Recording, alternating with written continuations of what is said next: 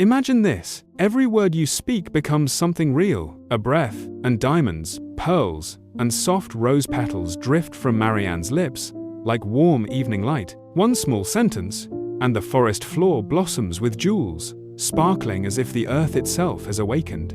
But another word, and from Clarice's mouth springs something very different, tiny green toads leaping into the air, startled and strange.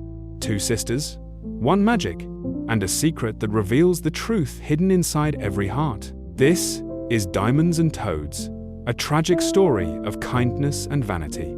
Inside the cottage, the difference begins to show. One daughter is praised openly, her every word admired. The other is quietly pushed aside, noticed only when she is needed. Marianne works with steady, silent kindness, cleaning, serving, caring, asking for nothing in return. Her goodness fills the home, yet no one calls it a gift. Clarice complains, demands, and turns up her nose, and still, she is rewarded with affection and favor. Her selfishness is excused, her pride protected. In this home, kindness goes unnoticed, cruelty is mistaken for strength, and favoritism decides who is seen, who is chosen, and who is loved. Clarice complains and demands, and still receives affection and favor. In this house, kindness goes unseen, and favoritism decides who is loved.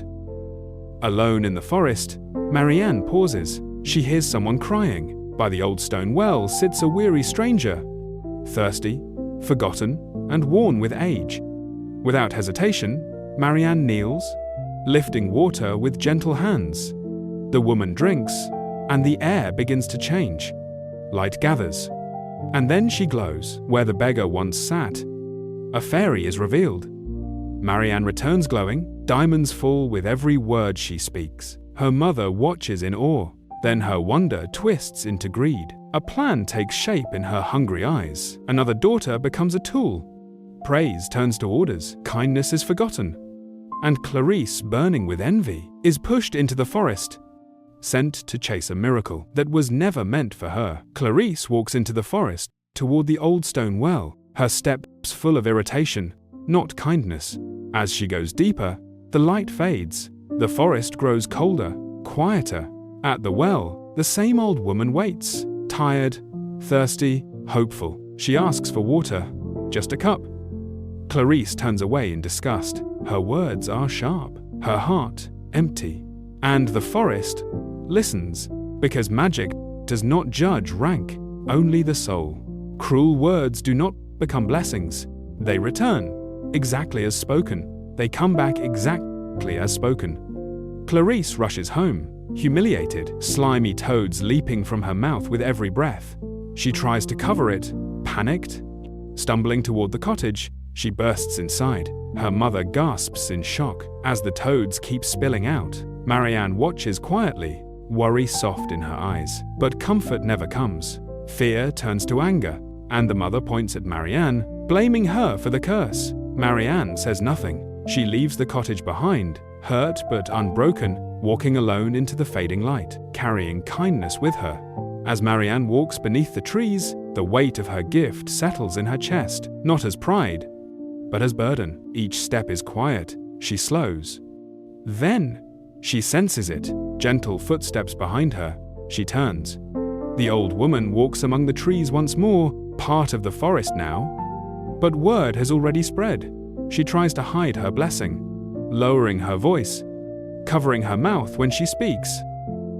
Yet diamonds and soft petals still slip free, tumbling into the earth with every careless word. Behind her, eyes follow. Some villagers stop in awe. Others whisper behind cupped hands.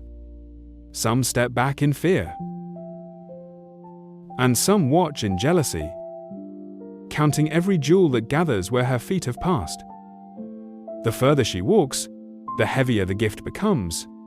And Marianne walks on, carrying a blessing that grows heavier with every step, learning that even kindness can change the world around her. Marianne moves quietly through the village. She speaks gently, carefully, and diamonds and soft petals fall from her lips.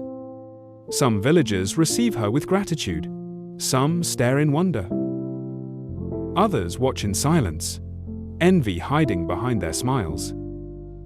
As diamonds gather at her feet, from his white horse, The prince looks down upon the village. He sees her kindness before he sees her beauty.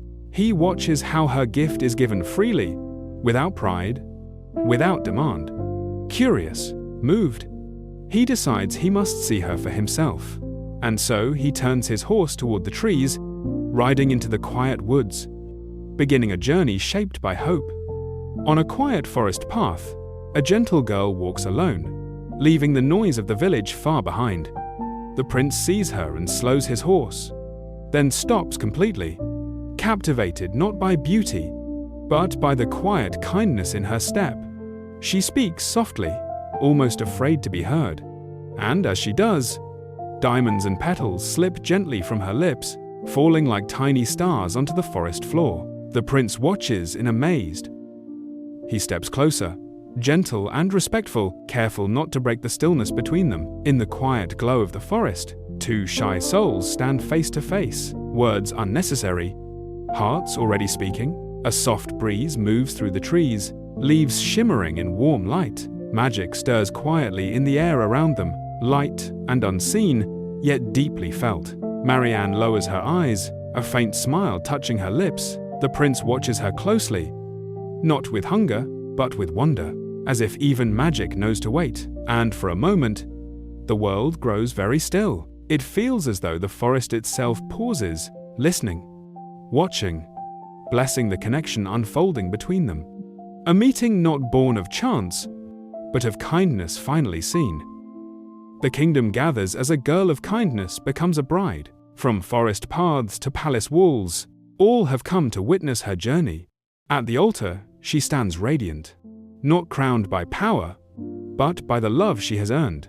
As their vows are spoken, a soft magic glows between them, and the forest itself leans closer, listening, bearing witness to a promise born of kindness. Petals drift gently through the air. Light dances in quiet celebration, and with a tender kiss beneath falling petals, their love seals more than a union. It heals old wounds, restores forgotten hope. Alone in the quiet forest, Clarice stops running. She feels the weight of her mistakes,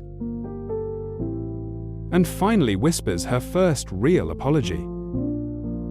Blessings spread across the kingdom as dawn rises, carrying Marianne's gentle magic through every hill and home.